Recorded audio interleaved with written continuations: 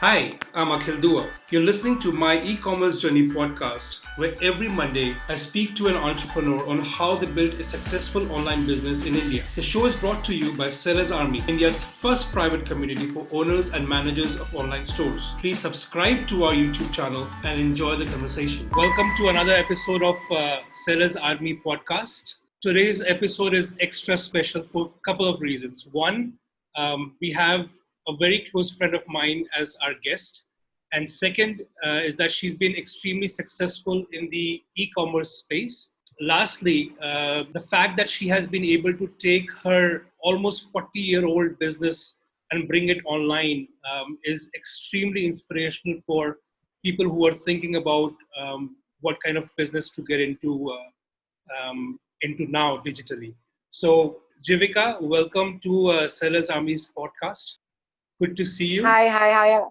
Thank you so much. And Thank you for having me here. why don't you first start about what your company is and what do you guys sell? So basically, the company is Ahirkar Group. It was started by my father almost 40 years back, 42 years back, with a small tea shop. It was a it was a chai ki dukan, literally. And from there, it's his story basically. He took it to a point where now we can take it forward. So it's all his hard work which has helped us grow from tea to manufacturing our own tea to being the biggest wholesalers of tea in Central India, and from there jumping to spices with a very small unit which has grown to be a very big unit now in What this year was it? in When this did you join the business, Jivika? So it's funny. I joined after my son was born. So I think he was born in 2006. I think I joined in 2009. We had a small unit of which is called Ahirkar Tea and Dairy Products Private Limited, which under which we were just doing dairy whiteners and gulab jamun. But it was shut for a couple of years. It wasn't doing well, so they had to shut it, and there was nobody to look after it properly. So I took over that. So it started with that, and then yeah, I basically expanded into that particular thing. And I also look after, like how you said, the online portal. So my father, my kaka, not so well versed with doing all this. So I got the business online basically on a bigger level. Where is the product being currently sold online? So see, it's obviously there on Amazon. It's there on Big Basket. We there's this there are little brands, little online shops like Flavors of the City, which is operated in Pune basically.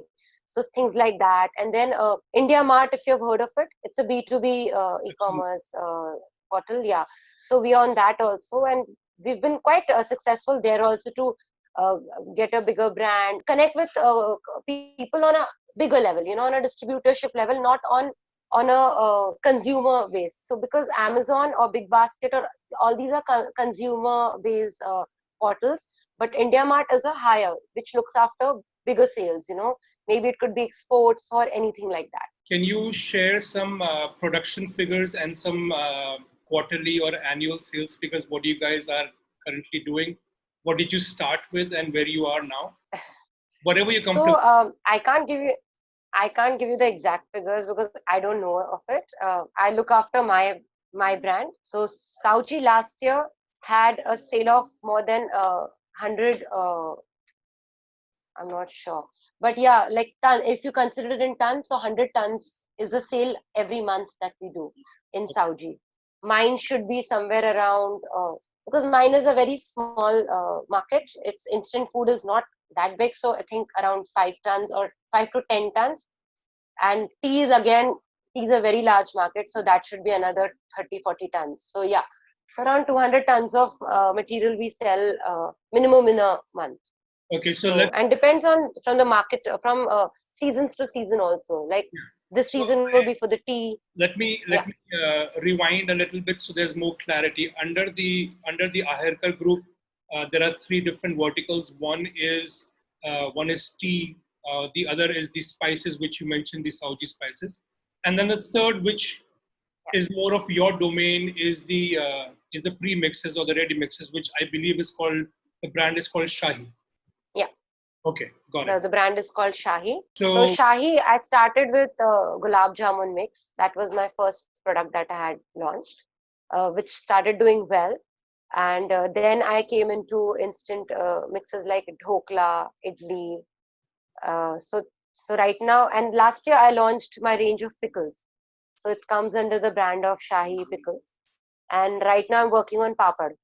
So that's in the process. So another 2-3 months, I think I'll be able to have that in the market as well. what I think is amazing is that people are struggling with figuring out what to start in the online space. What I really like is that you've taken your family business, which is extremely traditional of spices and tea, and you have brought it to the customers all over the country. Are you exporting as well? Yeah, we're exporting. So my brother looks after the exports.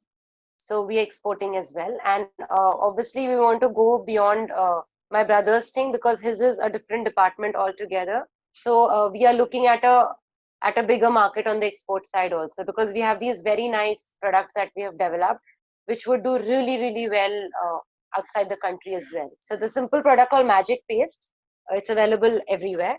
So all you need is any vegetable that you want to make. Either it could be chicken, mutton, aloo, anda, whatever.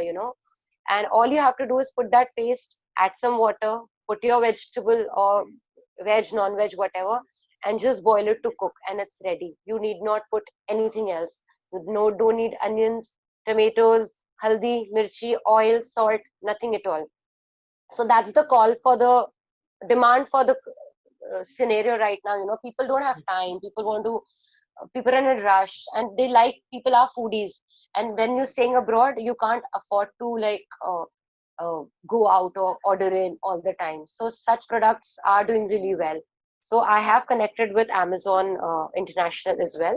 We are because of the whole lockdown, the process slowed up because FDA comes into a very big play when it comes to exports, especially US or Australia. They're very, very strict with their export when bringing in a product inside. So we are working on that. We want all our certifications to be cleared, and then we'll start Amazon US or Amazon Australia or Amazon UK and stuff like that. Yeah. What about certifications within India? What do you need if I have a product which is perishable? What do I need to do to sell online? What certifications or registrations do I need? Have It's called FSSAI, FSSAI. So that's the food and safety certification, which is the most important to manufacture and to pack a food under your brand. So FSSAI basically covers all the regulations that you need to sell it anywhere, sell it anywhere in India because FSSAI is accepted all over India as a food safety norm. Okay. And then, Yeah, like you said, that's about it. other regulations come in if I want to venture out of the country, and then the FDA or country specific guidelines come. Yeah, it's a country specific guideline, and you have to, so every country has a different specifications. So it's not that if I'm supplying in the US I can easily supply in Australia or in UK. It doesn't work like that. Every country has its different system, and you have to go with their certifications, and you have to clear their certifications before you start exporting. Okay. When you took over the gulab jamun and the premixes, and you were starting it again, something that was not really existing, or maybe it had slow sales. What experiments did you do? Because I don't think you had a e-commerce background, so I'm sure it was throwing 10 things on the wall and seeing what sticks. So I am more interested in finding out from you what did not work, so that people who are listening to this don't repeat that mistake. I did big mistakes. I had a huge sale in Amazon when I started off, where I thought like Amazon has two things. One is Prime, where the shipping is taken care by the supplier, and the shipping is not paid by the consumer. And there's another one where you charge for the shipping extra. So I worked at a price, and I thought the shipping was going to be very, very small amount, and I started throwing all my products on Prime. And when I saw the accounts up, and I saw the sales were brilliant, and I was getting the money and blah blah blah.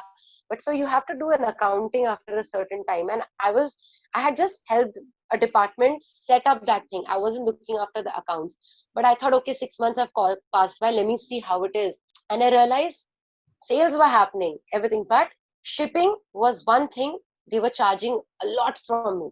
They charge with kilograms or grams, so their shipping prices are very high, and I could not sustain there. Yeah. So then I had to change over completely. I had I tried to merge a couple of products so that the MRP increases to a higher level, and then put that on Prime. But my other regular products, I had to get back on the shipping. I charged my consumer the shipping. Initially, it was a little difficult because I think people are already used to not paying the shipping, do not want to pay again for that. But it's picked up again in the last 2 years. Uh, I I get brilliant orders on Amazon. Big Basket is doing amazing, and how the brand is, no, Sauji, it's very famous from Central India, and it's becoming very popular all over the country now. So people type Sauji and my product, and it's funny. You have to use little words which your artificial intelligence catches, and then your product has to emerge immediately, because food industry is a very big market. Yeah. I'm competing with big brands, and I'm so small in front of them. So there are these magic words you need to put in, and you have to constantly keep working on e-commerce marketing, where how your product pops up, like how when you're browsing through Instagram or when you're browsing through Facebook, you see a product and then you see, okay, let me just go and have a look. So all that is e-commerce marketing, which you have to pay extra, and that's when that happens also. And that kind of boosts your sales, because your product keeps showing on the portal, and when a person is automatically he gets attracted to it and he clicks on it, and then he'll see a different variety which is already there. And yeah, that's another way how to boost up your thing. This is the pros and cons from Amazon or Big Basket. The India Mart is like I said, it's a B2B portal. It's not Yeah. consumer based. It's on a larger scale. I get a lot of queries or a lot of demand for this, that, but there you have to be sure whom you're selling your product to. You have to know the know-how, and you can't be doing anything on credit. You can't trust your consumer as much. On Amazon or on Big Basket, you're not bothered, because Amazon or Big Basket is going to take care of the Yeah. payment side of the point. But here you're dealing with a consumer directly. So Yeah. you have to get a background check done for a particular person, make sure they are authentic, they are right, and then develop that thing between your customer and yourself, and then go ahead with that, financially also. How big is your team? How have you divided the roles? Like I said, Ahirkar Group is very big. I have a marketing team of almost 35 people who are working in Maharashtra, mostly with her, and connecting like MP or the borders. So that 30 marketing team is divided between different uh, What? departments. Yeah, and so I have three marketing SRs who are who basically look after Shahi as a whole brand. So I pay them full-fledged salary. But besides that, see, I have to grow my market, right? So what I do is, the other 30 people who are working in the company, I have hired them on incentive basis. So Okay. you give me the sales, and I give you incentive on your sales. So that works, because when you're going to sell my chai, you will our customers always going to like that. Okay, you have a bigger market, you have spices, you have pickles, you have this. So they get the sales done, and I pay them the incentive. So that is 3 plus 30. Yeah. Then I have two managers, because I have two factories now. My pickle factory is totally different from my gulab jamun, my instant mixes, because pickle is a very messy affair, and gulab jamun and milk product it has to be kept very clean and dry, and things very technical about that. So, and then I have my production team is almost 25 people, and I'm very happy to tell you that all of them are ladies. I have a full-fledged girl power working at my factory. Yeah. So I Excellent. have 15 working in the gulab jamun and the 15 working at my pickle unit. Yeah. But within the food industry, are Yeah. you seeing any move towards organic or all natural, or more on the health side, or more on the what's happening there? So see, obviously organic we already doing, because we have a lot of tea which is organic and herbal, as you say it. Plus, I'm not trying to brag about it, but we are very proud to tell you that the whole Ahirkar group do not believe in artificial mixing Yeah. or stuff like that. We I think our quality we give a prior the utmost importance to. So if we are doing our mirchi, it is authentically mirchi. There's no artificial color or preservatives added to it. And so even if when it comes to perishable products like gulab jamun mix or idli or whatever, we are using natural preservatives and not chemical. So we have to be very sure of what we are doing. We can't be cheating a consumer, because they might just try it once, but if they find a fault, they won't come back to us the second time, because as I said, we are fighting with a very large market, and all this is competition, and we have the quality is at utmost when it comes to all this. So it's all organic, it's all pure. There's no artificial coloring or flavorings added to our product. And then yes, like we're trending, we're going with the flow. Whatever the demand calls for it, we work towards that, and we are growing. So like I said, I'm shifting to papad now. That's what I'm working on. I'm also shifting to packed food articles like maida, besan, because nobody wants to buy loose maida anymore, or nobody wants to buy loose sugar anymore. So that is something which I see a lot of brands doing it, and people end up buying the packed because it's hygienic. So we are expanding towards that as well.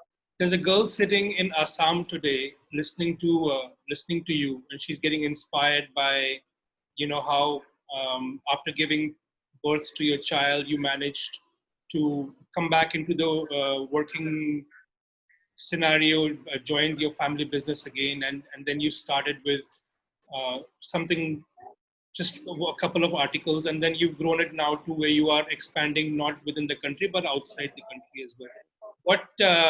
What message do you have for somebody like her?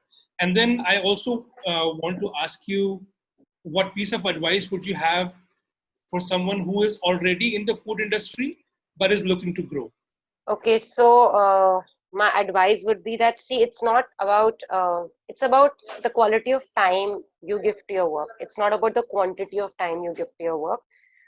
Maybe there are days when I come to the office for 2 hours, but when I'm here, I make sure I'm finishing my work, I jotting down little things, and then you have to get back to it. You have to have feedbacks or keep the line going. You can't just do something and forget about it the next day. You have to make sure you are reconciling the whole thing all over again, and make sure it's reached its end path. You can't leave it in between, because the staff, if you leave it to the staff, they'll take 10 days, which you can do it in 2 minutes. So that's what you have to keep.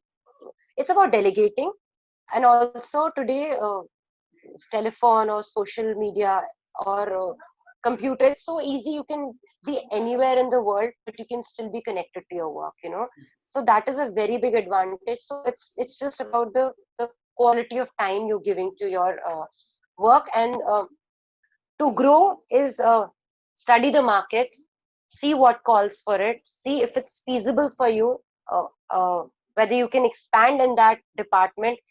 Sometimes people do a lot of shosha. They'll launch some very swanky product, but you have to see the consumer base. uh, it can't be limited to 10 people. It has to reach the masses. When it reaches the masses, only then could you uh, be big. Or it's not like you're selling a vacuum cleaner that you sell one and you'll be happy for the city. It's about the product that you're selling, and it's about the market that you want to reach. So these are the two things you have to really study before getting into the food industry. And be how can I say this, you have to be really sure of what you're doing, and little things like how much is the production costing you, what are you selling it at, the margins that you have to give to your distributors. All that should be compiled, and you should still have some profit divided which comes to you.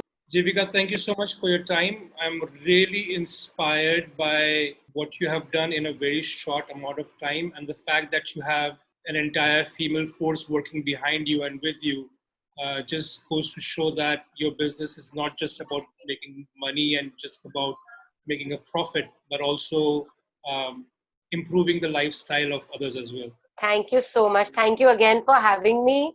I mean, I don't know if I did justice to the interview or not, but I just had a great time. I just Great. enjoyed talking to you. Thank you so All much. right. Thank you so much. Bye. Bye. See you. I hope you enjoyed the conversation and picked up on things you can use in your own business. If you liked this video, please subscribe to our YouTube channel. I post one new video every week and I don't want you to miss it.